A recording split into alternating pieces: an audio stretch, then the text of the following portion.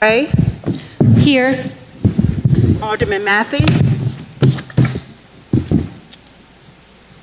Alderman Sage, Here. Alderman Malloy, Here. Alderman Burgess, Here. Alderman Painter, Here. Alderman Schmidt, Here. Alderman Black, Here.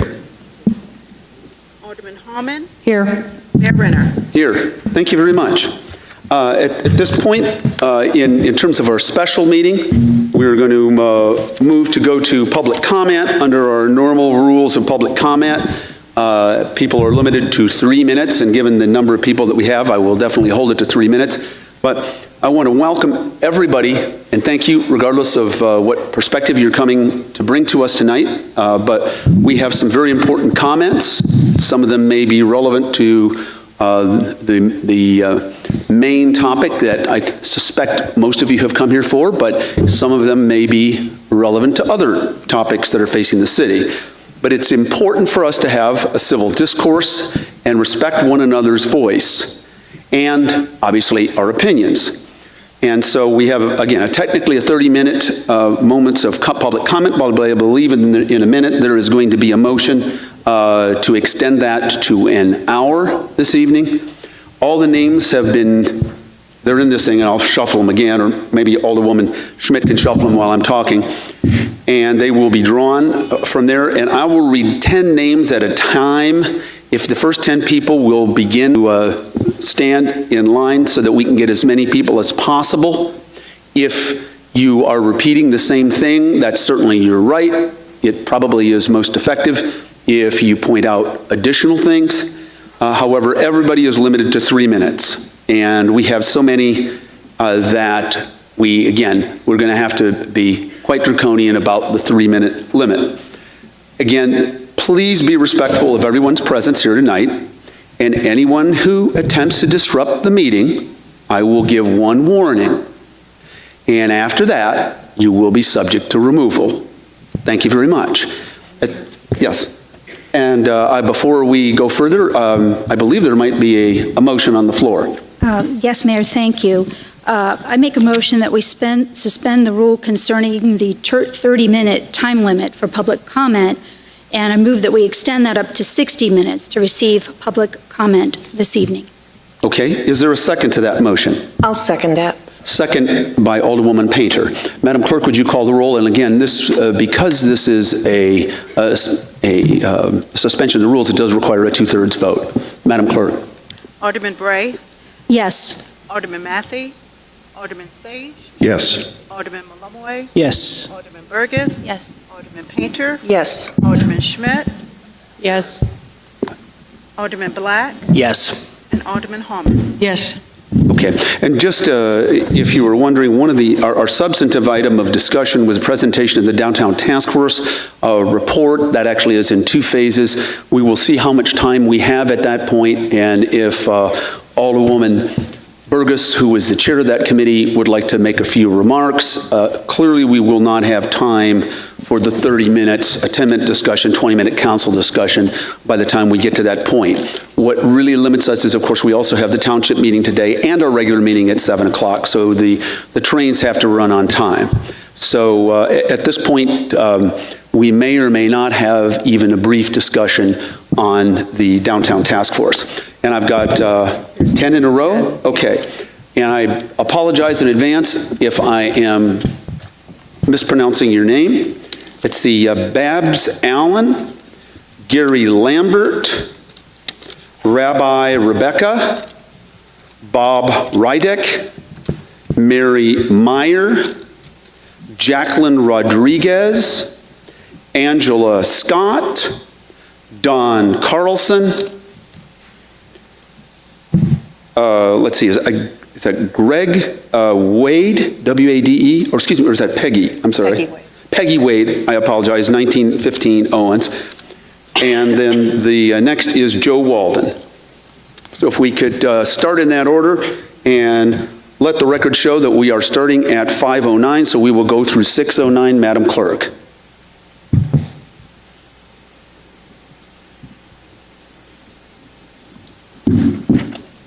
Hello.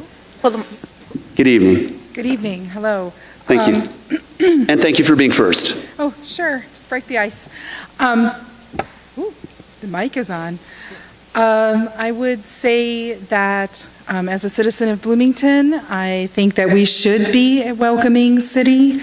I think this is in line with some core values of almost everyone here in the city. When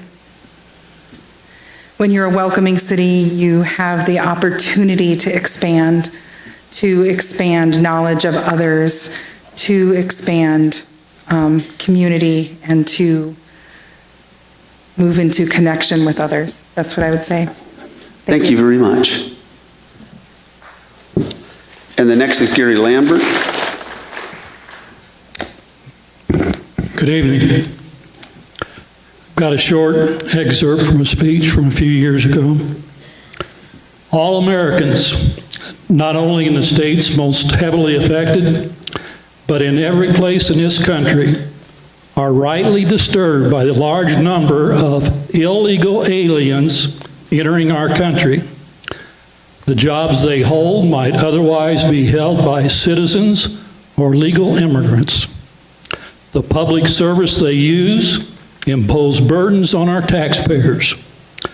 That's why our administration has moved aggressively to secure our borders more by hiring a record number of new border guards, by deporting twice as many criminal aliens as ever before, by cracking down on illegal hiring, by barring welfare benefits to illegal aliens.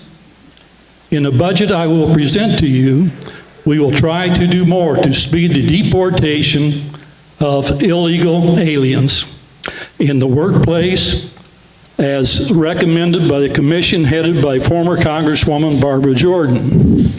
We are a nation of immigrants, but we are also a nation of laws.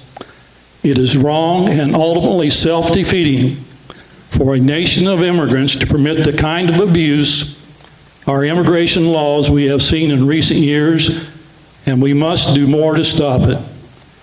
That was from the 1995 State of the Union address by William Jefferson Clinton.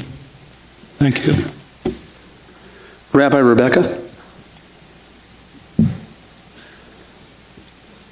Thank you for giving me this opportunity to stand before you.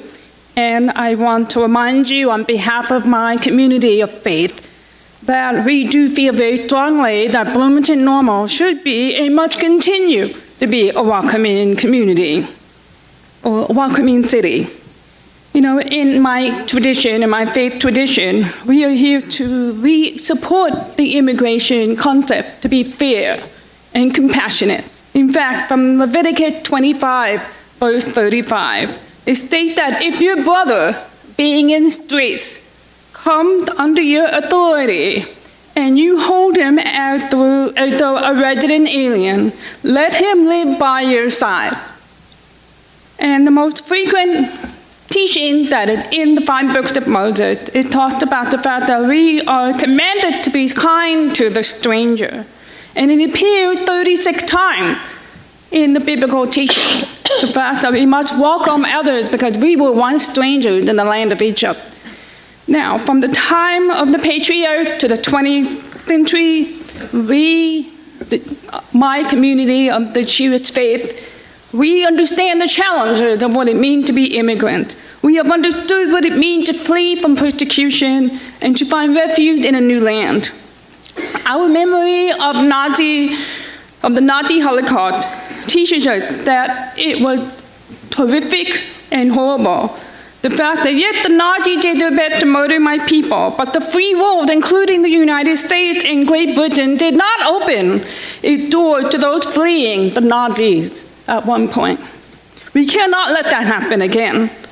Our own people's history is strangers, and so for many of my brothers and sisters in this country, remind us that the many struggles faced by immigrants today, we must affirm our commitment to create the same opportunities for today's immigrants that were so valuable to my own community not so many years ago. It is our moral responsibility. to protect those who have made tremendous contribution to our community and society, to our country, because they too have made many sacrifices and firmly believe in the same value like any human being. Dignity and acceptance is for all people, not one over the other, but for all humanity. Thank you. Thank you very much.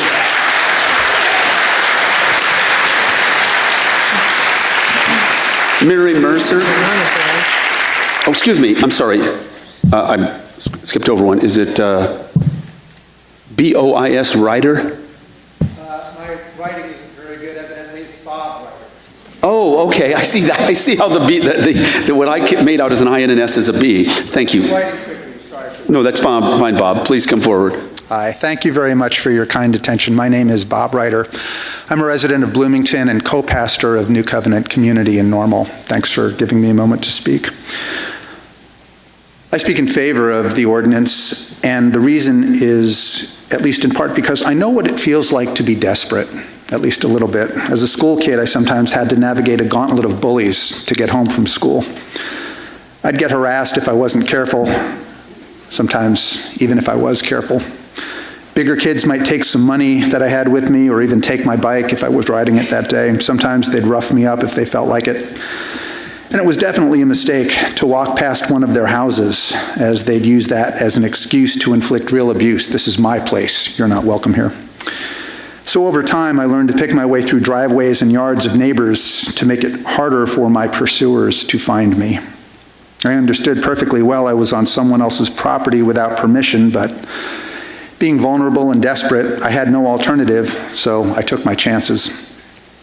Once at random, I made my way into the yard of a neighbor just as some of the bullies who were hunting me that day came around a corner. I quickly crawled into a hedge, and I found myself at the feet of the homeowner who was working on a shrub with a pruning shear. He saw me, he saw the bigger kids nearby looking menacing, and easily put two and two together. So he just kept working on the shrub and minding his business till the coast was clear. Then he nodded at me to let me know it was safe, and I continued on my way. We never said a word to each other, as best I recall. He just let me be, understood the situation for what it was. And that simple gesture has always meant a lot to me. I wish I knew more about him. I wish I could say we became friends, but all I really know is that he was a decent guy who saw my situation for what it was, and he gave me a break.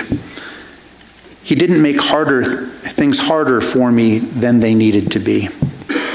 Today, my feelings about my hometown and my neighbors are colored much more by that anonymous guy who didn't shoo me out into harm's way than they are by the kids who were harassing me in the first place. And I sure do try to emulate that decency when I can. I hope we all would take an example from that anonymous guy. And that's what feels like it's at stake in our decision about whether to be a welcoming city. Others will certainly talk about the technical details of law enforcement and the role of the federal government, as they should. Those are all important aspects of the ordinance, but surely we need to be informed by our compassion as well. Every legitimate religious and spiritual tradition teaches about the importance of extending kindness to those who are vulnerable. You shall not wrong or oppress the resident alien, for you were aliens yourself in the land of Egypt, we read in Exodus. Love your neighbor as you love yourself, we read in Mark. And of course, there's the lesson I think is probably the most important teaching for Christians in Matthew 25. Is that buzzer for me? Yes, sorry. Sorry, Pastor. Thank you. Thank you for your kind attention. Mary Mercer.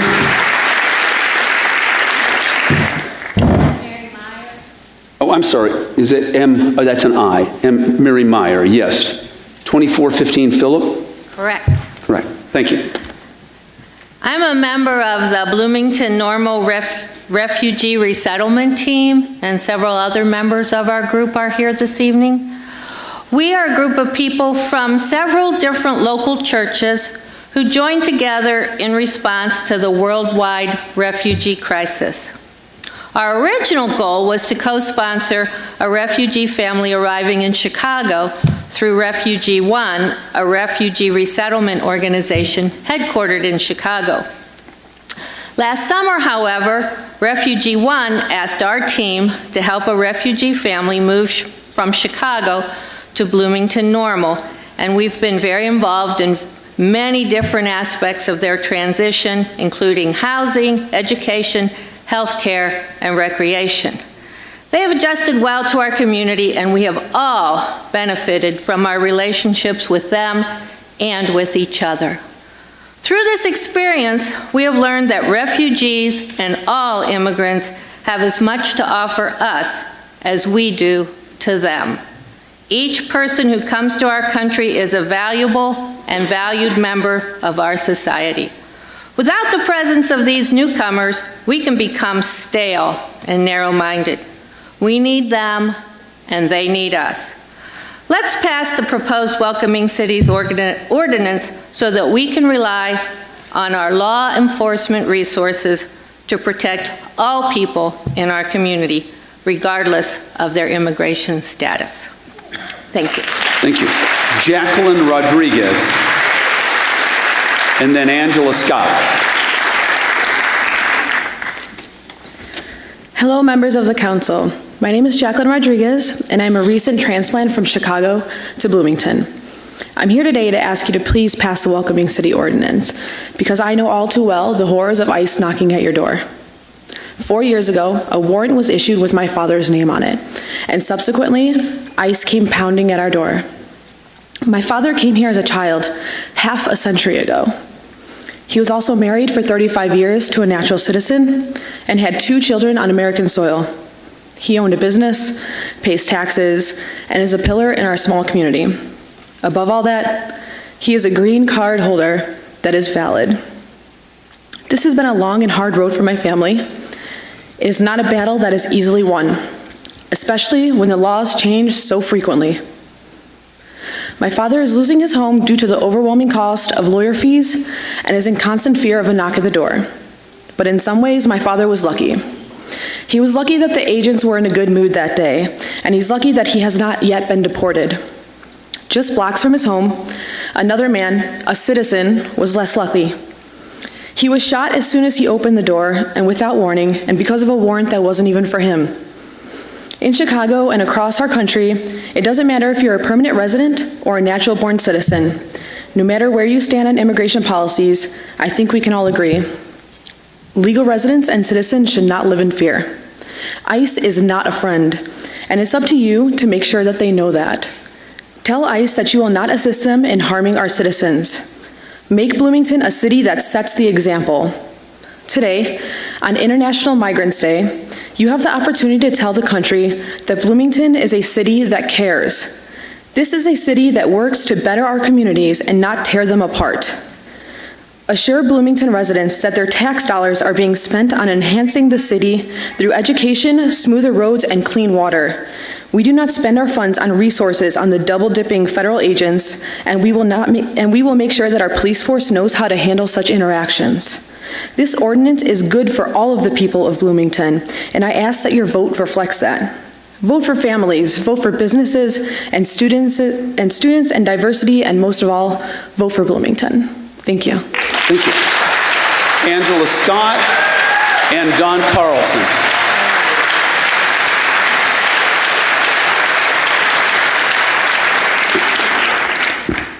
So there's 2 rather big things on the agenda tonight. One is the welcoming ordinance, which my understanding is that it's illegal. And I'm not against a welcoming city, but this is an attack on the Bloomington Police Department. This ordinance isn't addressing ICE or what they can or cannot do. It's not addressing the McLean County Sheriff's Department and what they can or cannot do. It is impacting the Bloomington Police Department. I can't, and I've looked and I've tried to find numbers of how many people are being deported because of the Bloomington Police Department. No one has been able to provide those numbers to me. No one is talking about that. They're talking about ICE and their homes being invaded. And there's a part of this ordinance that requires only the Bloomington Police Department to look at a person's status before they're arrested. Usually the police department in Bloomington, in my experience, don't arrest people unless they've committed a crime. So asking them to consider that is not protecting our community. This is not the right place for this ordinance. And if we're so concerned, and all these groups are so concerned about the people in this community, maybe they should think about how our council is spending the money on things like the downtown Bloomington, where tons of money is going. $375,000 is going to the Coliseum, I'm sure. That $375,000 could go to the immigration project, which actually helps people get visas. Instead, everybody here is fighting for something that's not going to change anything. So just think about your decisions and what they really mean. Thank you. Thank you. Don Carlson, and then Peggy Wade. Mr. Mayor, thank you. Can I give my time to Reverend Monsignor Doug Hennessy from Holy Trinity Church? I think under our rules, it has to be you who signed in. Is that? I'm the executive.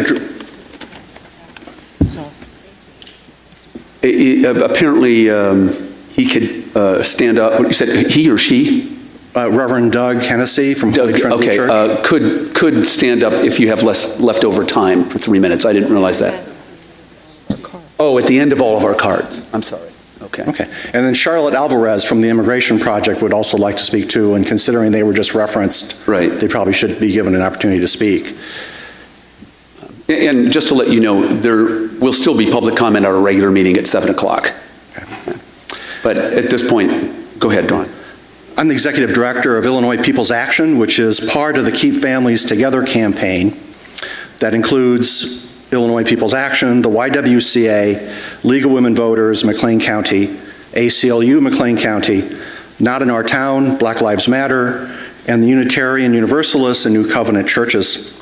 We've been meeting with city elected officials and staff since March to craft this welcoming city ordinance. We believe that the ordinance is a responsible step and prudent reaction to what we see happening on the federal stage regarding immigration policy. Last month in USA Today, it described a 200% increase in the arrest of non-criminal immigrants over the preceding year.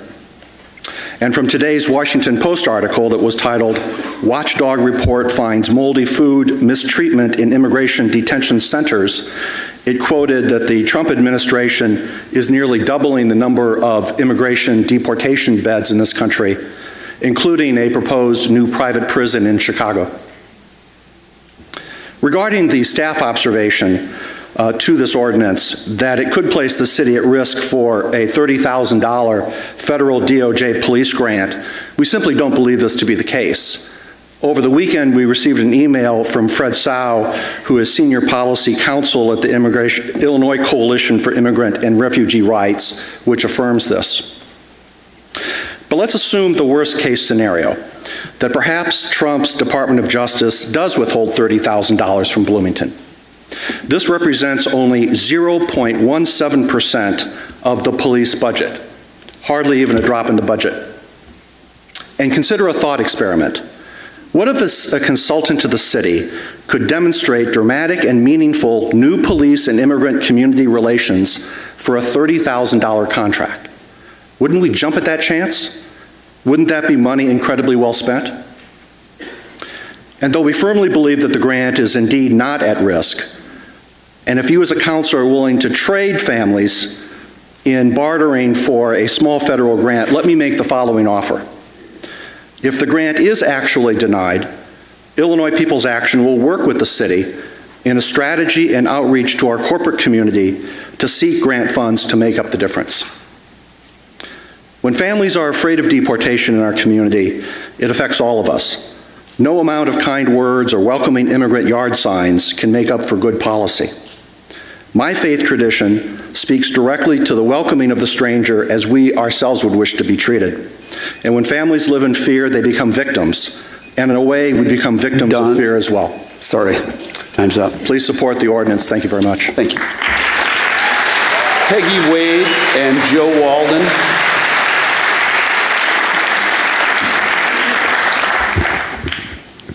I gained my wealth through Verizon, and I'm retired right now, and I'm enjoying spending my pension. I like to go out to eat, and I like to go shopping, and I have patronized Kelly's Bakery, the Coliseum, Michael's, Rosie's, Wesleyan Games, ISU Games. But this welcoming city ordinance has just pushed me over the edge. And Bloomington is fine as it is now. We're friendly and we're welcoming now. And I will see to it that my money does not stay in Bloomington. I'm sorry to say that, but I'm against it. Thank you. Thank you. Joe Walden?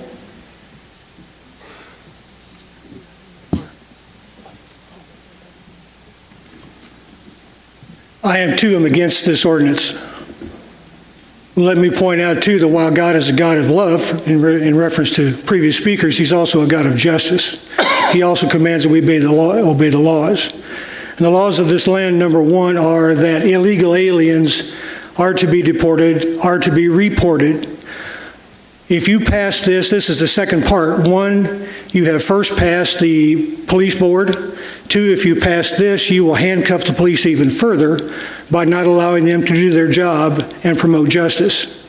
You need to allow the police department to do their jobs, not hunt down, but when they find illegal aliens, to move forward with the ICE department for deportation. Someone's going to run this town. Either the police department's going to run this town or the gangs are going to run this town. If you don't believe me, drive down Veterans Parkway. Drive down Veterans Parkway. Excuse me. Sorry, Joe. Go ahead. Okay, you drive down Veterans Parkway, look at a recently vacated print shop, you will see a gang tag. That gang tag is not a welcoming sign into our city. It means this is my turf. You want to do business in this town, you go through me. What kind of business? Let's talk about running drugs. Let's talk about running human trafficking. Let's talk about running guns. Look where we sit in the state of Illinois. We are at the epicenter of this state. We are prime for running everything through this particular city. We cannot allow that. Secondly, I attended, after the council was sworn in last spring, I attended a Not in Our Town rally. And for over an hour, I stood outside of the city hall and listened to a bevy of speakers promote nothing but hate speech against the good people, black, white, and brown of this city. Started off by what we will not tolerate. The first person to speak was Black Lives Matter, who said that these laws do nothing but promote old white men rule. Ended by you, Mr. Mayor, talking about giving us a dressing down of tolerance and intolerance. The only thing that was missing, very honestly, sir, was your general's uniform and your cap and sunglasses, really. Because of what you did, you spoke nothing but hate against almost everybody up there, and with your definition of what you would tolerate and what you wouldn't tolerate. You slapped everybody, black, white, and brown, who wanted to live within the laws of our country and our state right in the face and kicked them right in the rear end. At this point, I'm going to go ahead and read the last group. It looks like everybody will be able to be accommodated. There are 11 more.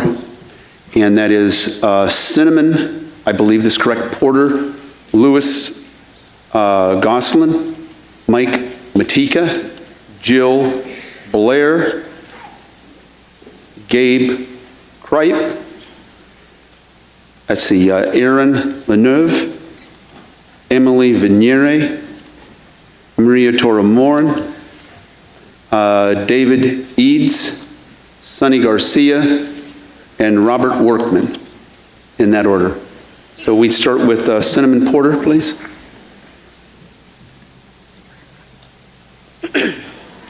Good evening, Bloomington City Council members and members of the community. My name is Cinnamon Porter, and I am a part of the leadership team for Black Lives Matter Bloomington Normal. And on behalf of Black Lives Matter Bloomington Normal, we support the Welcoming City Ordinance. Black immigrants are one of the fastest growing demographics in the United States. According to the Black Alliance for Just Immigration, nationwide, Black immigrants make up just 5.4% of the undocumented population. However, they make up 10.6% of immigrants in removal proceedings between 2003 and 2015. Currently, in Bloomington, people who are stopped by the cops are subject to U.S. Immigration and Customs Enforcement officers being alerted to their arrests because the Department of Homeland Security has said that ICE can use DACA information to deport people under arrest. And as we know, Black people are much more likely than members of any other group to be stopped by police. In fact, Black people in Bloomington are 4 times more likely to be pulled over than white people, and that's just not right. Black lives are immigrant lives, and they matter. Black Lives Matter Bloomington Normal personally wants to thank everyone who is here tonight to support the Welcoming City Ordinance.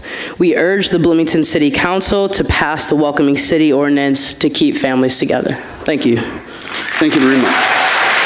Lewis?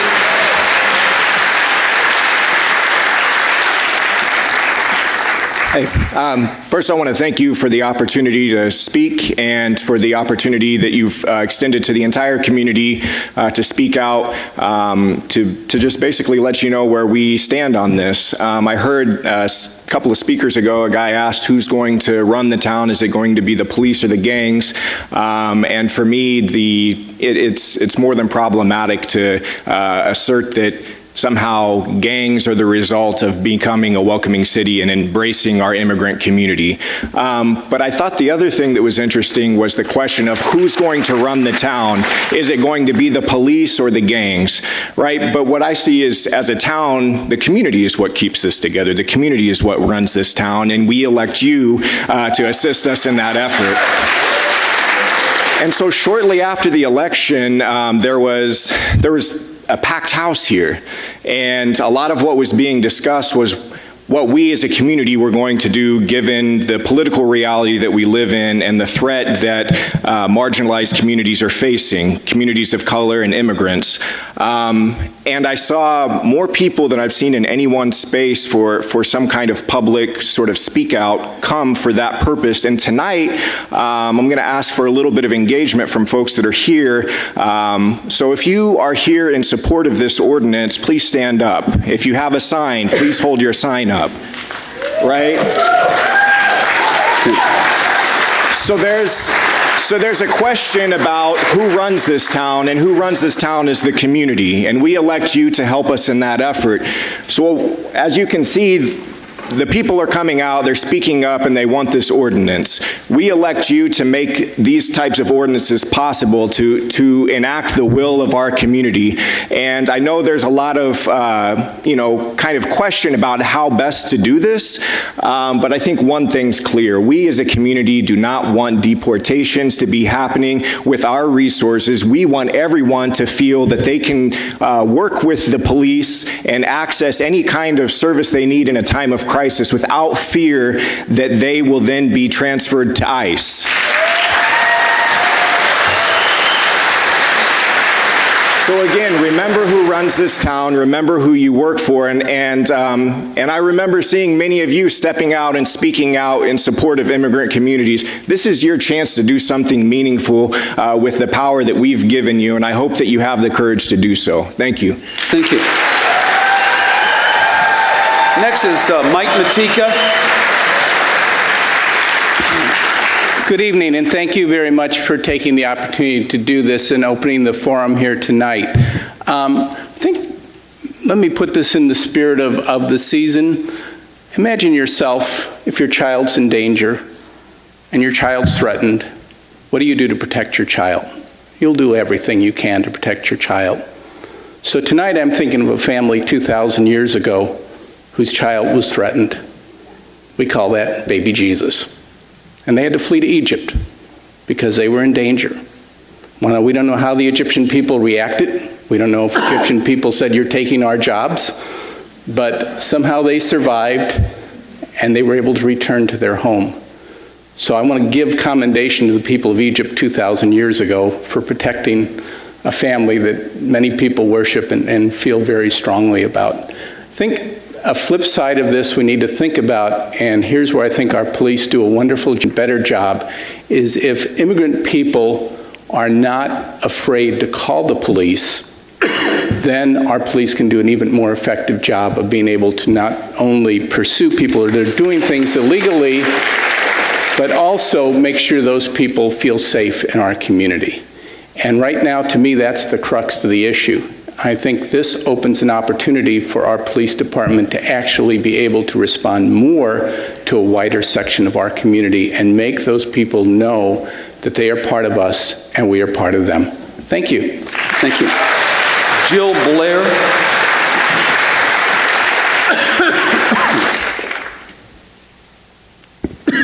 Thank you for this meeting. Thank you for hearing us out. A recent study by Tom Wong of the University of California, San Diego, showed that counties that have ordinances like the ones you're considering tonight have 35.5 fewer crimes per 10,000 people. They have a higher median income, lower unemployment, lower poverty, and these effects are more pronounced in counties with smaller populations. So when we think about things like sanctuary cities, we think of large cities, large towns.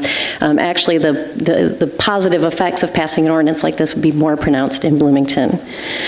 We find time and time again that when law enforcement focuses on the safety of the community is in fact safer.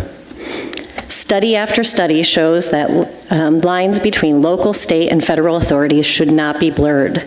Undocumented residents are more likely to come forward to report crimes that they witness or are victims of when they do not fear deportation. Speaking from a personal point of view, I've spent about 15 years of my early career working with immigrant populations, teaching them English, helping them integrate into our society. I know that these folks are just like you and me. They care about their children, they care about their families, they care about their communities and their neighbors. They are hard workers, and they are contributing positive things to our community. I ask you to please pass this ordinance, and I thank you for your time. Thank you. Gabe.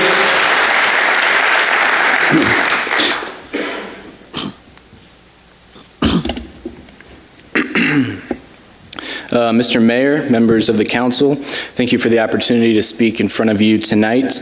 My name is Gabe Kripe, and I'm the Director of Community Outreach with YWCA Stepping Stones. I'm here to talk with you tonight as a representative of our agency and to speak in support of the Welcoming Cities Ordinance. Stepping Stones is the Rape Crisis Center for McLean County, and we work with survivors of sexual assault. It is well understood that reporting rates for sexual assault are extremely low. In fact, sexual assault is believed to be the most underreported crime. The likelihood of a victim of sexual assault reporting to the police goes down significantly if that person is undocumented or fears deportation. While we do not have local statistics available, a report out of Los Angeles showed a 25% decrease in reports of sexual violence from the Latino community in the first few months of 2017.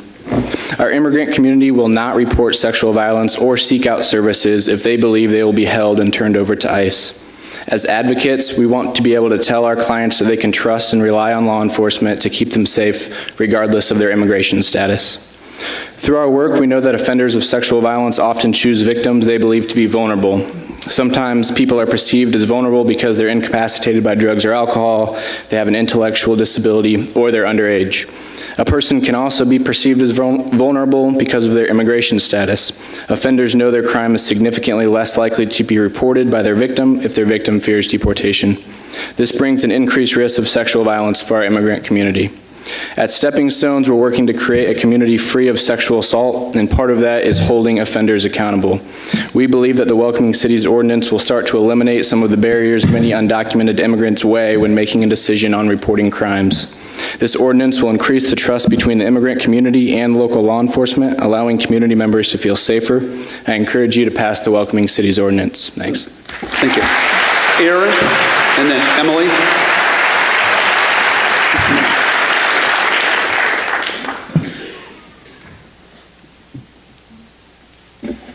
Hola, space people.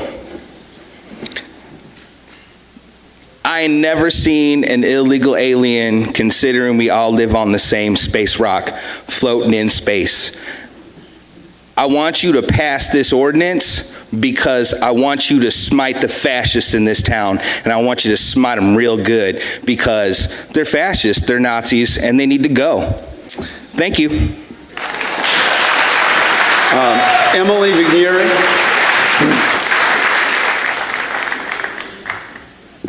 Good evening, Mayor Renner and Aldermen. Thank you for the opportunity to speak this evening. My name is Emily Vigneri, and I'm speaking on behalf of the League of Women Voters of McLean County in support of the Welcoming City Ordinance. In order to take a position in support of this ordinance, our local league draws upon positions from both the League of Women Voters of Illinois and the League of Women Voters of the United States.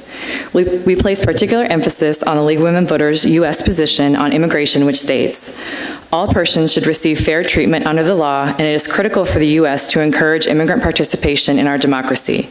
We are opposed to deportation of non-criminal undocumented immigrants. The League supports cities, towns, counties, and states that make a decision not to cooperate with federal deportation and enforcement actions that include non-criminal undocumented immigrants.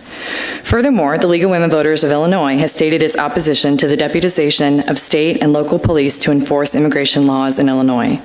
Adoption of the Welcoming City Ordinance would show respect for immigrant families and a commitment to safety during a time of uncertainty.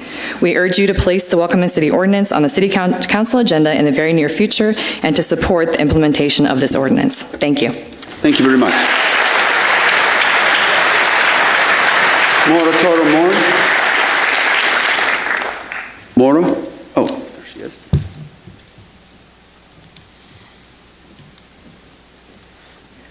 Buenas noches. My name is Maura Toro Morn. I am not an immigrant, but I work with immigrants. And I'm here to tell you that immigrants are law-abiding citizens, although not necessarily with all the papers. They pay taxes. They send their children to school. They work very hard, and they are our neighbors. I cannot express to you how important it is for you to pass the Keep Families Together ordinance. I have 2 quotes to share with you today, and then I'm going to tell you who wrote these quotes. They're from an article in the New York Times. And the first quote goes as follows. The message from Washington is that cities need to refocus on law and order. Yet the harsh anti-immigrant rhetoric and Mr. Sessions' reckless policies ignore a basic reality known by most good cops and prosecutors. If people are afraid of the police, if they fear they may become separated from their families or harshly interrogated based on their immigration status, they will not report crimes or come forward as witnesses. When crime victims and witnesses are unwilling to testify because they're afraid an immigration and customs enforcement agent will be waiting to arrest them at the courtroom doors, real criminals go unpunished. It means drug dealers and people who commit domestic and sexual violence are free to exploit a voiceless class of victims. Such criminals become a threat to us all. It's a simple formula. When crimes go unreported and unresolved, criminals are empowered. End of quote. One more quote, a shorter one. The Justice Department wants Americans to believe that recent upticks in violent crime are tied to undocumented immigrants or cities' failure to get tough on crime. The facts do not support that narrative. The reality is that crime may increase in places where crime victims and witnesses are fearful of working with law enforcement. These 2 quotes are actually from a New York Times article written by Chris Magnus. And you're wondering, who is Chris Magnus? He is the chief of police of the city of Tucson, Arizona. And he is someone perhaps much better qualified to understand the significance of all of these issues for us all. Immigrant families in our community need to feel safe from ICE. Next year, when the state of Illinois celebrates its bicentennial celebration, we can proudly add Bloomington to the list of cities in the state of Illinois that has worked hard to protect immigrant families by passing this ordinance. Bloomington will go in the next 100 years of Illinois history as a community that values diversity by embracing immigrant families. A community that recognizes that our future is connected to our diversity and our ability to keep us all safe. I urge you to pass the Keep Our Families Together ordinance. Thank you. Thank you. Sonny Garcia and Robert Workman. Sonny, oh, excuse me, I'm sorry, David Eads. I messed up. David.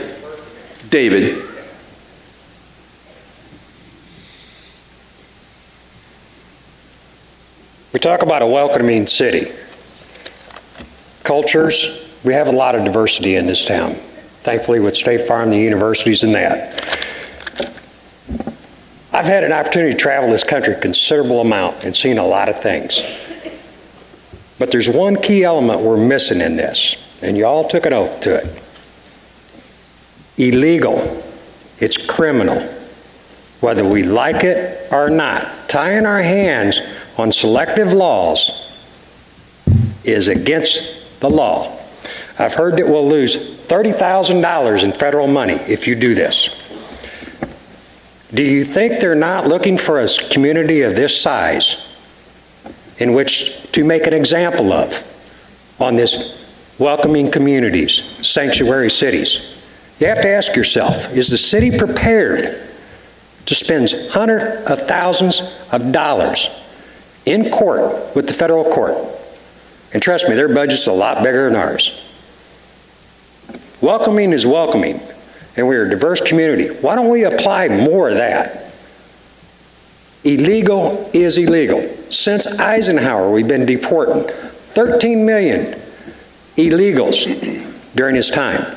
Immigration has a process. If they're not here through that process, you are a criminal. A criminal will not report his crimes because he's already committed a crime.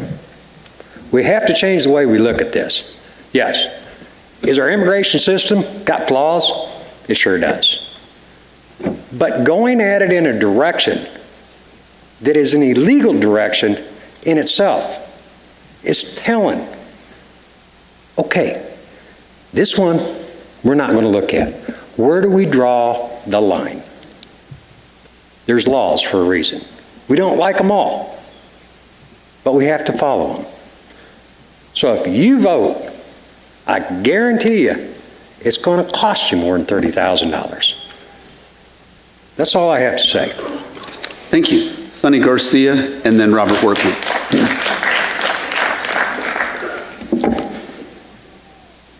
Good evening.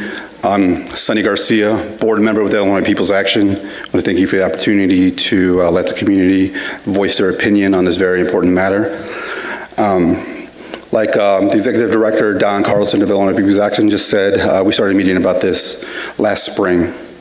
We've met with pretty much everyone sitting upstairs on stage right now, and from my reports back from our colleagues that have met with every one of you guys, your hearts seem to be in the right place. You support this in principle and in theory.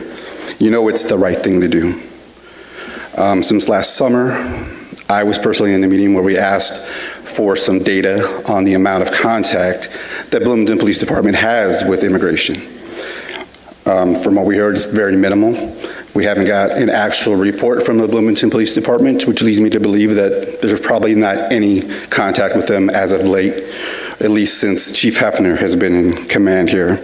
So that tells me that, and I can draw the conclusion from that, that since there's very little contact now, if we put in this ordinance that there will be no contact, it will have very little effect on what the police actually do in support of federal immigration.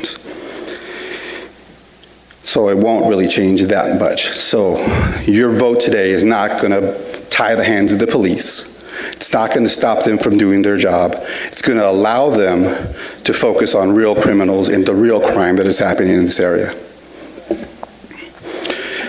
As far as our friends on the right who are bringing up how the city is spending their money, this has been proven to cut down on police costs and local government costs, because they're not spending their time doing federal immigration jobs. They're spending their time doing the jobs that require them from the community.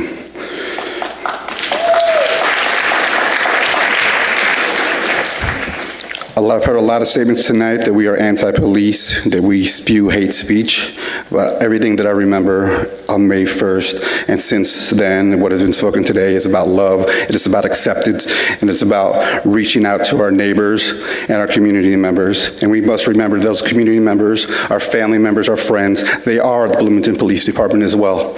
We are looking out for them as well. We don't want them to feel the stress of having to rip a mother away from her crying infant child. We don't want them to face that. So this is in response to a lot of the people that are saying that we are anti-police. We are not anti-police. We are pro-family, we are pro-community, and we are pro-love.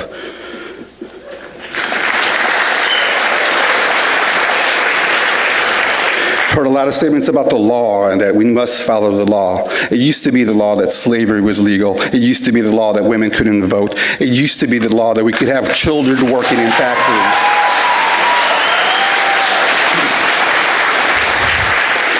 But we knew that was wrong. We knew that was against our values. So people stood up and they organized and they took the power back that belongs to them, which is what we're doing now. We're taking the power back. And I hope you guys vote for this. Robert Workman.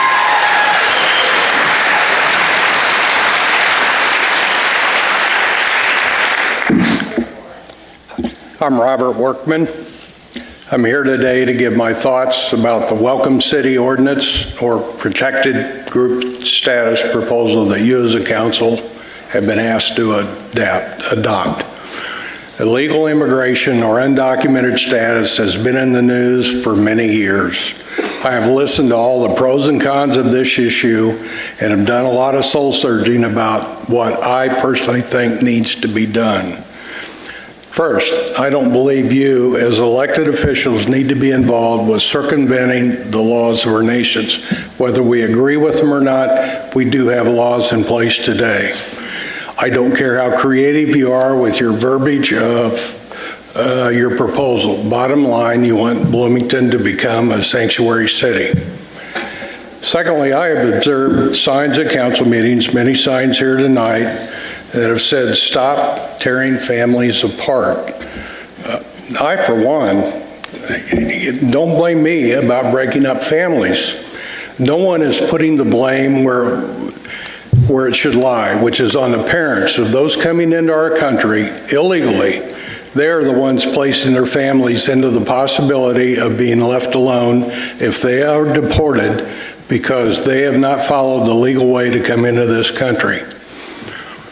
Once a safe haven is created by our local officials, all you are doing is continuing to send the message that those wanting to circumvent the law by entering our country illegally can do so because we will not allow our police to enforce the laws that are in place. The message needs to be sent loud and clear. If you come into our country through illegal means, we will not allow it. And it wasn't too many years ago, I think it was Reagan, we had an amnesty program. I think at that time there was numbers of 5 million kicked around. Now we have 11 million illegal immigrants in our country. So by sending that message, I think you're just promoting, hey, come here. Currently we have laws, you can't do that. Your proposal for welcoming the city, are you aware of the many private organizations that provide for the needs of those in the community? I have done a lot of volunteer work for many years at some of these places. One such place, picking up and delivering furniture to those in need. I volunteer at a food pantry. We make food available for all those hungry and in need. We get people from all walks of life, and yes, we even get some that can't communicate in English, but no one is ever stopped from being helped. We don't need an ordinance to help those that may not be documented in Bloomington. Bottom line, you are elected and sworn oath to uphold the laws of the land. I expect you to do that. Thank you very much. Thank you for giving me the time. Mr. Jurgens, I wonder if I could ask you, we do have a little bit of time left. There was a request by Don Carlson to have a pastor speak. Is that in order? No, you need a motion to suspend the rules again, and then we need to open it up to anybody else who wants to speak if they had not signed up at our 5 minutes before the proceeding. So, To the 60 minutes or to the 8 minutes that we have left? Our rules provide you have to sign up 5 minutes before the meeting starts. So if you want to suspend the rules and allow, I don't know if there's anybody else in the crowd that would like to speak, but I would not recommend that you just allow 2 people to speak. Okay, all right, okay. At this point, absent a motion on that, we'll consider public comment closed. But those of you who want to speak, I do remind you that you'll have yet another wave at 7 o'clock at our next exciting episode, starting at 7. At this point, we move to the Downtown Task Force. Oh, excuse me, I'm sorry, we have the discussion, council discussion, excuse me. Your Honor, I think... the chief, I'm sorry, I was jumping the gun on that. Yes. I was going to say, I think that the corporate counsel, the chief of police, had a short presentation to make. Okay, great.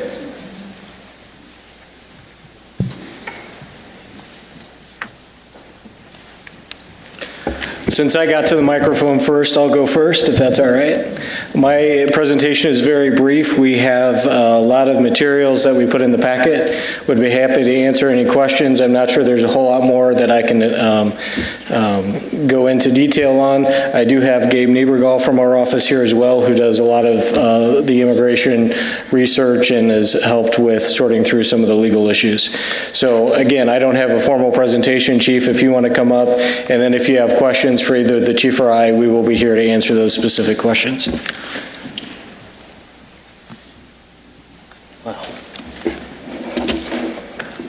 Good evening, council, citizens. I appreciate the opportunity to speak to you about the welcoming resolution.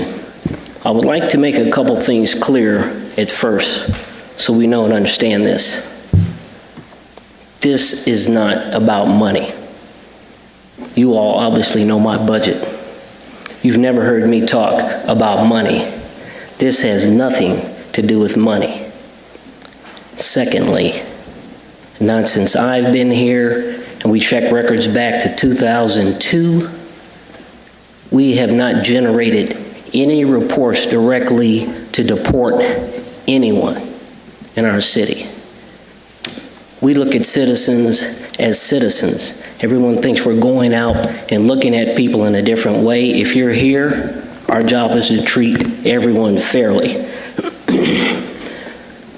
We at the PD, we embrace the idea of a welcoming city.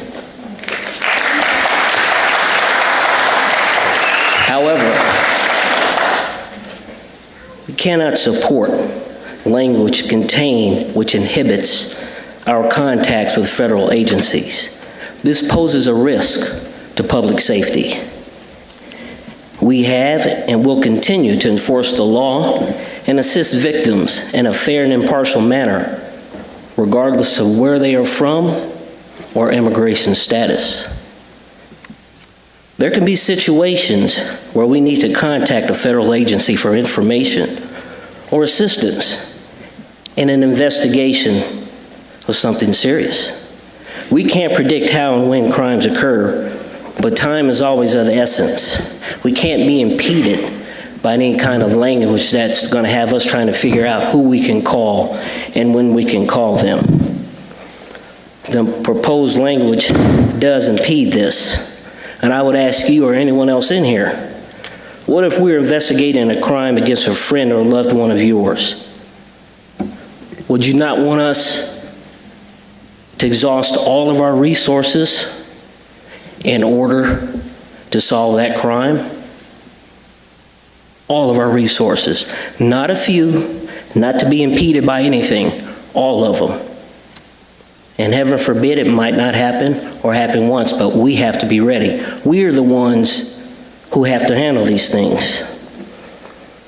Now, I went back, I told you, we found no reports. I'm pretty sure from all the information that you heard from some of our distinguished speakers, if we had, you would have heard about it. They would have come forth with that information, but you did not. However, I will tell you that I did speak to some officers and some investigators, and we've heard of a couple instances where We have actually assisted an individual who's undocumented who assisted us in an investigation going through immigration to become legal. We also assisted ICE in a human trafficking investigation. This is what we do. A person's immigration status is not what we ask for when we stop people. When we go to assist somebody and they're the victim of a crime, that means nothing to us. If there's a human trafficking incident or investigation, we're going to call anybody we can to try to get to the bottom of it. Now, and hopefully in the future. They do other things than that. I'm not an ICE proponent or anything like that. I've told all of you all, they don't come here and ask us to go pick up people. We don't do that. But they're also a part of narcotics task forces, different federal narcotics task forces. If they thought that someone dangerous was in our community, maybe part of MS-13 or some other gang like that, I want to know. I think you would want to know. I think anyone in this room would want to know. That's what collaboration is, but they don't tell us what to do. We don't work with them. We don't work with them in that fashion. It's collaboration, it's resources, it's information if you need it for crimes. But we're not sending people to them to be deported. We haven't, and we don't plan on doing that. But if I need to call them or they need to call me, those lines of communication must be open for public safety. We also, this past August, had the Trust Act, which is the law which offers guidelines for us, which is the law where we have guidelines on how we deal with immigration issues and when we can contact agencies. So it's spelled out. It's already there. We have these. It just came out. The bottom line is that we are here to serve and protect all citizens in the community, regardless of where they're from. And we don't want any language that would impede that. I would ask that we have a lot of great organizations here. You can work with us. ACLU has been in and see me. Immigration Project has been in and see me. They send people over to be fingerprinted. I've not heard of anybody being deported by coming to our department to be fingerprinted. We can work together. Whatever ideas they have, we do. We have behind the badge. They bring people out. I would imagine our officers know many more immigrants and don't ask people like that than what you or anybody else in this room would ever know. That's because that's not how we look at it. Like some other things, we're being painted with a broad brush. So I would ask organizations that if you have some ideas on how to have people feel more comfortable, advocate for them, bring them in. If you want us to put together a big party or something, we're all about that. Especially if it's about food. We're all about that. And as far as what we do, they had a gentleman in here ask us about how we do our job and what we manage. Well, you know, if you were around the last time we had a drive-by shooting or somebody got shot, stand up. If you were out there at 2 or 3 in the morning when a serious crime happened, stand up. That's because that's our job. That's what we do. And when needed, we're going to be there, and we need all our resources. I'll answer any questions you got. Questions of Chief Heffney. Alderwoman Painter. Chief, could you give us the hypothetical situation in which you may have to contact ICE or would want to contact ICE? It could be a crime of a serious nature, and through interviews of witnesses or whatever, it might come up where they might say, you know, there might be some information where a person came across the border. Now, people believe that the FBI has databases everywhere and can answer everything. They can't. That's why you have ICE, that's why you have DEA, that's why you have the Marshal's Office. We might reach out to them or everybody else to try to find information. They have those databases. That's what they monitor. It might just take a simple call to either affirm that or dispute it, but at least we would know.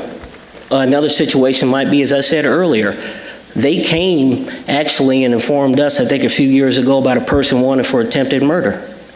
I'm glad that they contacted us and told us first. You know, they might come in time and go to arrest this person. We may have information about an area where there could be, you know, we've had shots fired there. That's a risk to citizens. That's what we do. We work together. We're not going to get the people, but we want to make sure our citizens are safe. Thank you. And I have another question. I think this is for our council. What language in this welcoming city ordinance would tie the chief's hands in a case like that?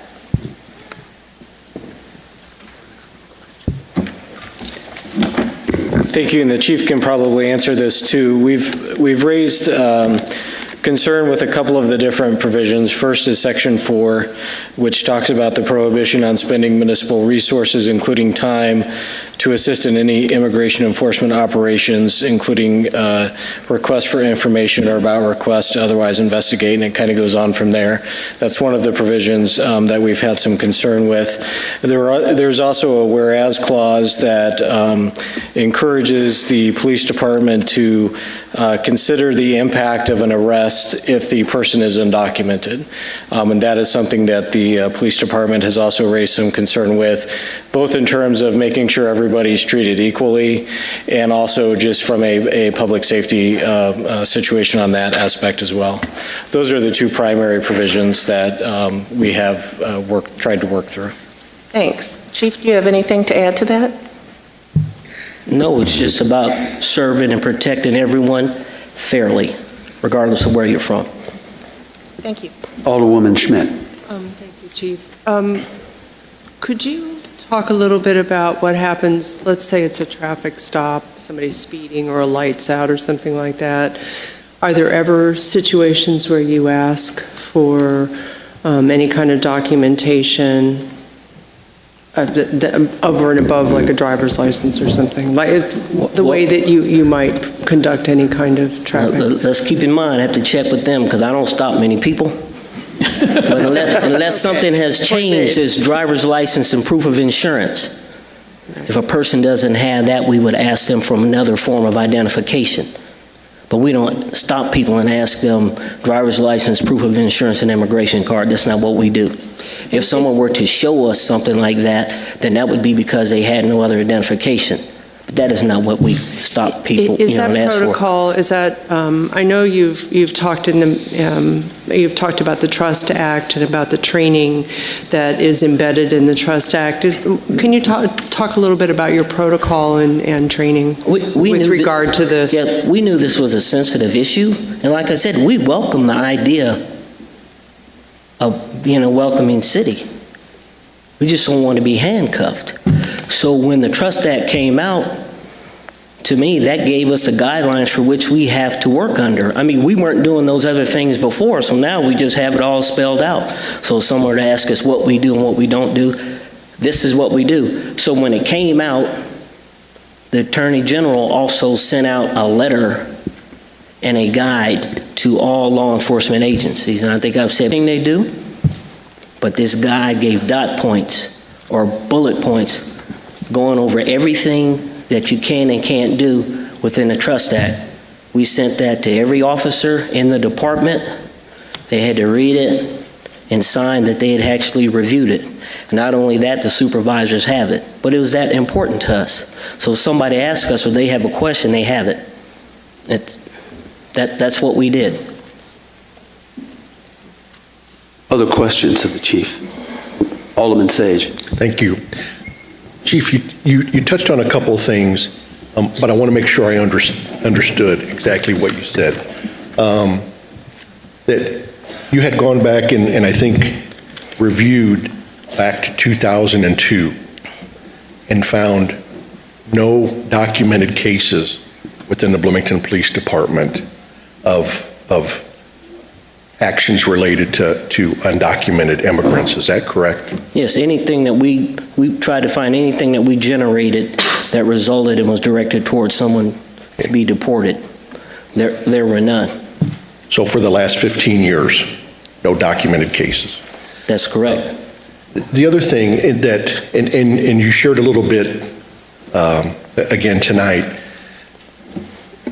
talk with me a little bit again about, it seems to me that there are some groups, I think maybe even represented here tonight, who actually, and you talked about them coming to the Bloomington Police Department. They will send undocumented immigrants, I believe, to the Bloomington Police Department. Can you talk, just maybe reiterate that a little bit more? Because as I heard you speak, what I was envisioning or visualizing was we have folks who actually come to and into the Bloomington Police Department as referrals from some of these local groups who are proposing the welcoming ordinance. And tell me again about that interaction with the police department. Well, we work with the Immigration Project, and they come and talk to me periodically, and they also refer people over to the department. If you're going to get a visa, you have to be fingerprinted. So they send people there to do that.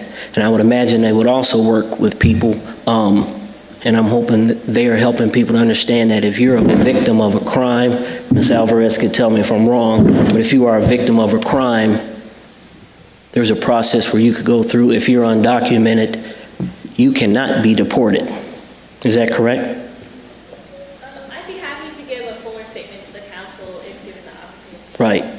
And describe our interactions with the Bloomington Police Department and our thoughts on what Can she do that under our rules, under the situation? Mr. Juergens? I just wanted to make sure I was correct, but I do know there are some processes in place. You're talking about the U visa? Yes, with the U visas. And that information is in their packets. Okay. The U visas are in your packets. Okay. Thank you, Chief. Thank you. Other questions? Alderwoman Bray. I guess this is a question for our council. Jeff, can you talk a little bit about the Trust Act and the threshold for detention that it establishes? And what I'm referencing there is this idea about the warrant or the judicial order regarding detention. Yeah, I don't have bullet points on that. So that's under section 15. I'll read it while you're looking. How's that? I've got it pulled up here. Go ahead. So we have the prohibition on enforcing federal civil immigration laws. Within the Trust Act, there is a prohibition, and it says that a law enforcement agency or law enforcement official shall not detain or continue to detain an individual solely on the basis of any immigration detainer or non-judicial immigration warrant, or otherwise comply with an immigration detainer or non-judicial immigration warrant. And then that was Section A, and then Section B goes on to talk about there shall not be a stop, an arrest, a search, detention, or continuing to detain a person solely based on an individual's citizenship or immigration status. So as I read that I feel like that establishes a threshold for the behavior of our Bloomington Police. And can you comment about that a little bit? Yeah, and the only thing I would go further to say is subsection C then does provide that exception if there is an actual federal warrant that has been issued. That is the point in time when the local police could get involved under the Trust Act. However, it specifically says nothing within that section prohibits communications between federal agencies or officials and law enforcement agencies or officials. So you're correct. Those first two sections kind of set up the, essentially that the local law enforcement are not to be involved in those types of actions. They're not supposed to detain somebody solely on that. You have to have a lawful order to do that. And so that's kind of the whole purpose of the Trust Act, is to set those ground rules out there for these local agencies. And can you talk a little about the effective date of this Trust Act? I can. I believe this has already been effective. We think it was August. Yeah, I think it was effective upon becoming law, so. So it's newer. That's right. Now there's It's a a new training process. requirement that goes into effect January 1, but I believe the law is already in effect. And Chief, where are we with our training? Well, as I said, we've already reviewed it. They sent us a guide with bullet points that everyone has reviewed. We have not had any formal training. It's very straightforward. I mean, basically, like he said, if for some reason we were detaining a person, we had something, or if they were to call us and say, hey, can you hold them for us because we have immigration, that's not happening. That's what we do. It's got to be criminal. It has to be a warrant. But I don't have all the dot points with me, but it's pretty easy to follow. So at this juncture, you'd say we're in compliance? We've Yes. conducted the training Yes, and if an officer we're has a following this question, law. they can call a supervisor. I mean, there's no rush about anything. Thank you, Chief. Thank you, Jeff. Other questions? Alderman Black. And then Mocha was first. Black and Okay. I have a couple of quick questions here. Chief, are you aware, you talked about the Trust Act, but also U-Visa. So do we know what kinds of educational programs are in place to help those individuals who might need to be aware of that information? I'm not aware of, I would say that's on some of the organizations out here in regard to that. I'm not aware of who's going out and educating people about that. Because really for us, it's just the law. Yeah, the only other thing I was going to add, I can't answer that specific question other than I know in conversations I've had that the officers are familiar with the process. They do help individuals through that process. There has been some cooperation. But that's certainly something that we could look at and get back to the council and maybe expand upon further. Okay. And the other question I have, what are the numbers locally? Are we aware of how many, do we have people who have been deported locally? Are we aware? Do we know? None to my knowledge. That doesn't mean that it hasn't happened, but not with the assistance of our department. Okay. All right, thank you. Okay. We're going to go to Alderman Black, and that will either be the last or second to last comment because we, in about 8 minutes or 7 minutes, are going to have to start township. All righty. No pressure. Thank you. No Thank pressure. you. Yeah. Thank you, Chief, and thank you, Jeff. I know that over the last few months, we've been sending you lots of emails and lots of commentary back and forth. And I kind of want to focus on what the goal of tonight's meeting is, which is to provide direction to staff regarding this topic and what we do with it. I really encourage everybody to read the executive summary. I think it does a really good job of summarizing the presentations that we've heard tonight.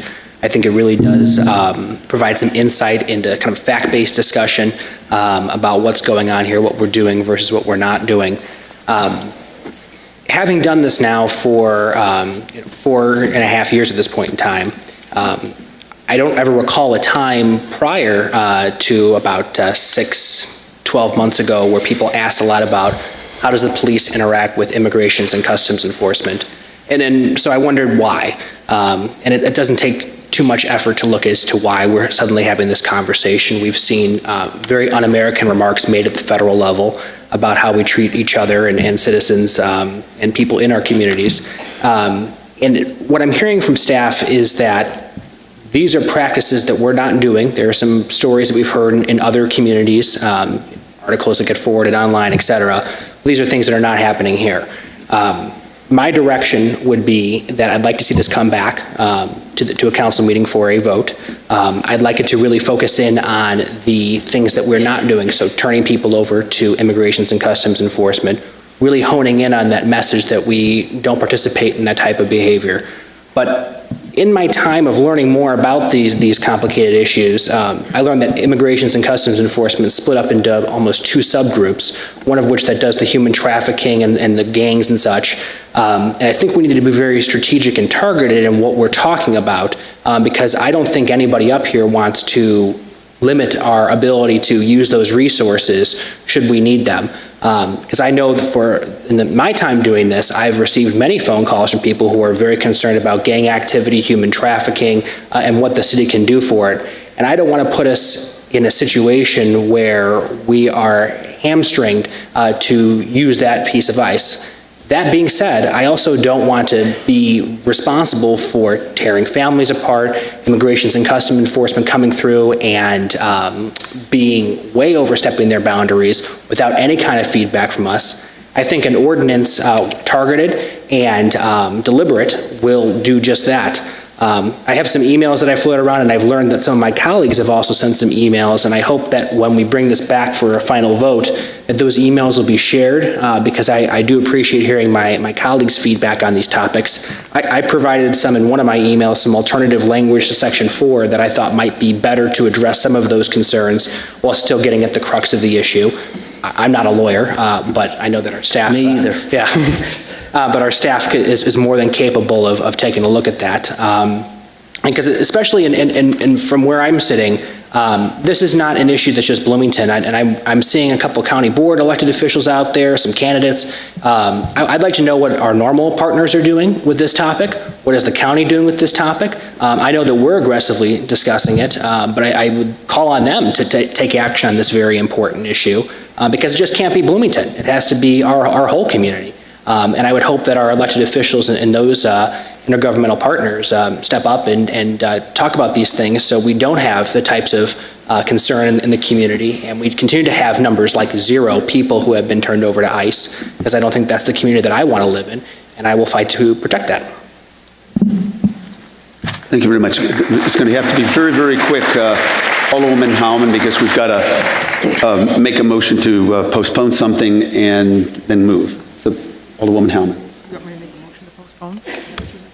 Oh, no, I'm saying, okay. because you had a comment. Yeah, I did. I'm just saying, because we have other business in the next 2 minutes. Okay. I would, I kind of taking some of what Alderman Black just said, I would like to suggest that Chief Hefner and our legal counsel look at what's on here and perhaps remove the verbiage that you feel does not support what you're doing. I mean, the idea, I think it's great that there's this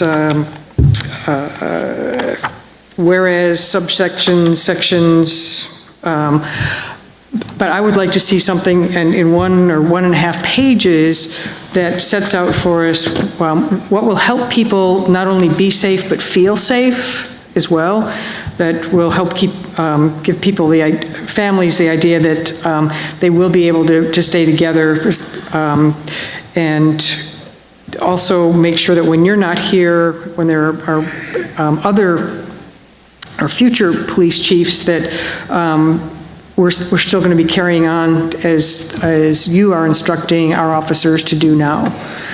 So my proposal would be to ask the chief to modify. To work with legal counsel to bring back a proposal to the council. Take out the language at our next regular meeting, which would be in January.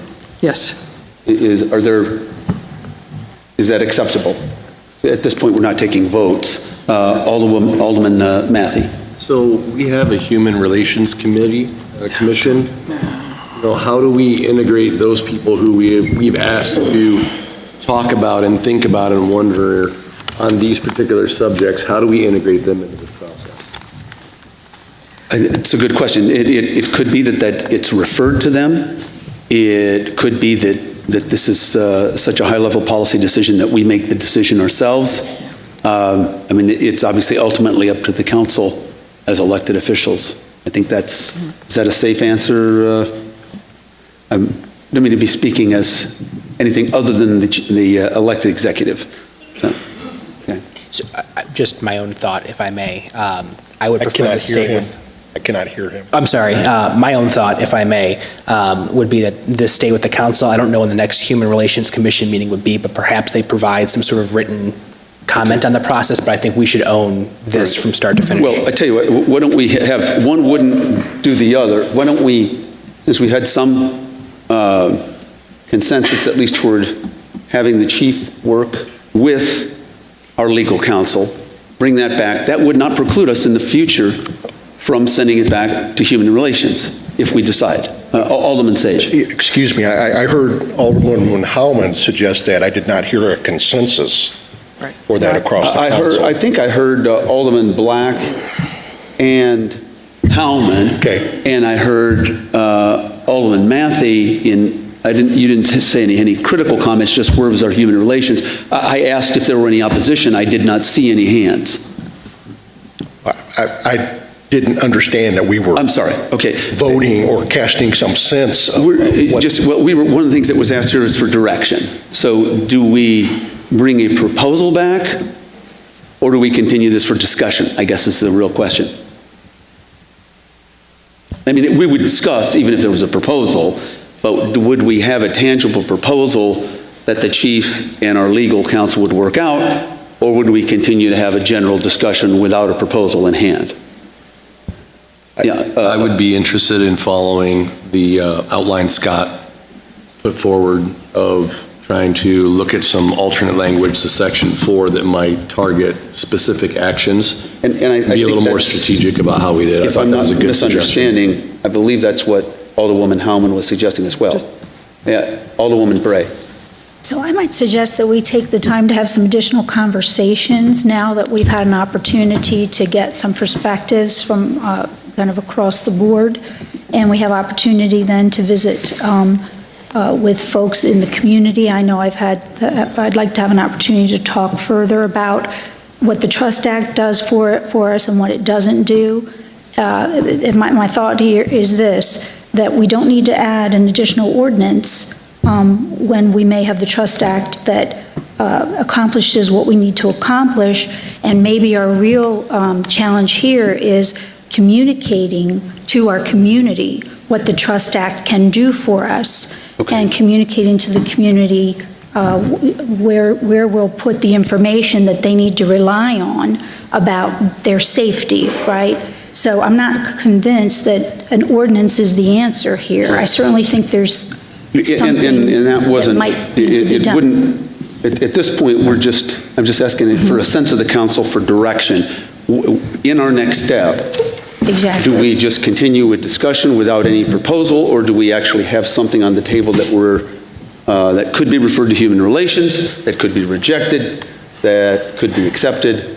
So that's kind of what I'm asking for right now. What is our next step? And we have to make that question fairly quickly. I find it premature to put our staff to work on drafting an ordinance that would not address some of these educational pieces and some of the community input pieces. So I think it's not appropriate to deploy staff at this juncture. I think we need to have additional discussion and really dig in and study this. So that would be on the aldermen themselves? We need to take the time that we need to get this right. To do that. Yeah. Okay. Now I'm going to go around very, very quickly. Yeah, and I would just push back on a January timeframe because I just don't see that. When it's further back than January? We need to take the time that we need to take, and so I don't want to be rushed. Alderwoman Howman? I certainly don't disagree with we need to know what the Trust Act does and communicate that to the public. What I'm seeing is if the ordinance would, again, just put it into terms that hopefully all of us can understand without all the legalese and give everyone a sense of safety. Alderman Black? Yeah, I stand by what I said earlier. Okay. Alderwoman Schmidt? I'm actually, I wanted to ask you, Scott, I'm not clear what you were asking for. I hear Alderman Bray's thoughts about not spending any more time looking into this topic, but I think an ordinance which has language which is targeted at the specific pieces of ICE because ICE is a lot of things, that are specific to the removal and deportation component, and specifically allow us to continue to work with ICE in the pieces like gangs and human trafficking. I think it's called HSI is the subgroup of ICE that does that. So that's what I'd like to see, some targeted language, the feedback that the council has received individually to legal and to the police, and that at the earliest convenience of staff to provide that to us to vote on. So something that would be an affirmation of and a clarification of what our process and procedures are. It gives everybody a common understanding. Yeah, and I think it should be an ordinance that would allow us, that sends a clear message that we accept the current practices of the chief, and that's by policy moving forward, and if there's any deviation from that, you need a new ordinance to take that. And I can support that. I feel very strongly that we cannot do this in isolation without the town of Normal. This does not end at Division Street. That's true. And we That's right. we really need to figure that piece of it out, and I don't know how that happens, but Mayor, I think well, I've had conversations with Mayor Coos about that, and if the council can also assist me in helping to reach out to our colleagues who are on the city council in Normal. Perhaps the community that can would help be reach out to helpful. them as well. Pardon me? Perhaps the community can reach out to our... And obviously the community. The community has, I know as well. So, Alderwoman, I'm sorry, Painter. Painter. I concur with what Scott and Karen have to say. I'm in total agreement with working on this until we have something that's acceptable to all parties. Okay, Alderwoman Burgess. I agree. Alderman, excuse me, Millawamba. Whoa. Pardon me? Okay. I think I do like Kim's idea of having more discussion, and I think as a, we may not have, we may not end up in the same place, because as I understand it, she's not necessarily, interested in an ordinance. I hope I'm not, misquoting you, but I do think, I like to have more information around, educational efforts, when it comes to the Trust Act, the U-Visas, but also, what are the numbers, locally? That's something that I feel like is missing a little bit. There's a lot of information in the packet, but, the information we've heard is, somewhat anecdotal, while tragic. I do think we need to get a better sense of the whole picture. So more conversation, I think, would be helpful, and we may, the product would probably be better in the end. Alderman Sage.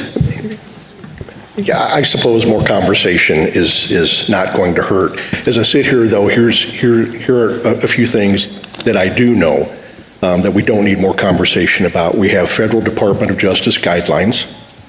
We have state attorney guidance on the Trust Act. And I know that part of the conversation will be reworking the ordinance. But what I heard tonight was our chief of police, a man that I trust and respect, Chief, thank you, say that as written, this risk public safety, his ability to protect the public. We have no documented cases since 2002 from a Bloomington Police Department perspective. The chief, I think, diplomatically said, all we can talk about is what happens within the city of Bloomington. And so we can have some more conversation. I would suggest that we have other pressing things as well. For instance, a multi-million-dollar budget deficit, that if staff time is pulled away from that in some capacity to be working on this, I would suggest that we have a more pressing deadline with getting a budget prepared and ready to pass here in a few months. And so, again, we can continue the conversation. I'm not sure we're going to be able to get to a point other than being able to draft some language that allows some sense of good feeling in the room about the city of Bloomington, but in fact, we already have laws in place at the federal and state level, no documented cases locally. So I'm not sure where we go from here. Thank you. Alderman Matthey. So I agree with Alderman Sage. that we have hired the chief as our subject matter expert in law enforcement, and that there are legitimate concerns about public safety. But I don't know that I agree that there are more pressing issues, or that the budget might be a more pressing issue than this, because there's an axiom that perception is reality, and we have a perception amongst a significant portion of our community right now that they cannot approach the chief, they cannot approach the Bloomington Police Department to report crimes and report issues, and we have to do something that addresses that perception for the safety of the entire community. We could have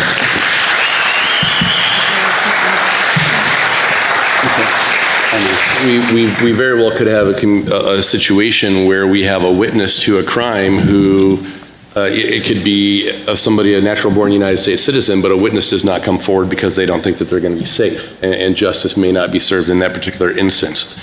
So I fully support the idea of reworking the wording so that we can try to accommodate both the needs of our police department as well as offer some more education and some more peace of mind to our citizens. I think that there's a balance where we can to work a little bit of magic for both sides of there and ultimately have a good product for everybody. Okay, all right. From what my count there, it is 6-3, although for the 3 who think we need more conversation, I think we're still going to have conversation. This doesn't end conversation. We had, at the very earliest, this would probably be a month before we would even bring something to the council, and as I understand, we've already received a version, of an ordinance that was not dissimilar. I don't think this would take a lot of staff time to come up with something that would at least be a proposal. It doesn't mean we pass it. We could send it to Human Relations. Those are our options. So we will, at the next, at a meeting, depending on what the rest of our agenda is like, fairly soon, probably in January, bring something to the council that's tangible, that is that the chief and our legal counsel are okay with, and then we have further discussion and we have something tangible. So we need to very quickly move to Alderwoman Burgess, who has been the chair of our downtown task force, and we were supposed to have a 10-minute council discussion, or excuse me, a presentation, a 20-minute council discussion. That's not possible since our township meeting was supposed to start 10 minutes ago. So Alderwoman Burgess, would you have a motion? Sure, I'd like to make a motion that we delay the presentation and discussion of the downtown task force until the month of January. Okay, thank you. Is there a second to that? I'll second. Okay. I'm sorry, I didn't hear the motion. A motion to delay the discussion of the downtown task force until the month of January. Alderwoman Painter seconded that. Madam Clerk, would you call the roll on that, please?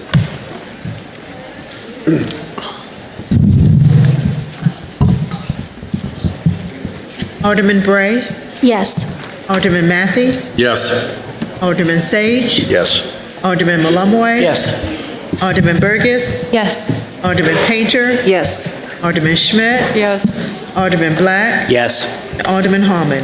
Yes. Okay, is there a motion to adjourn this particular meeting? So moved.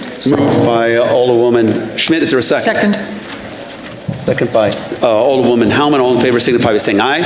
Aye.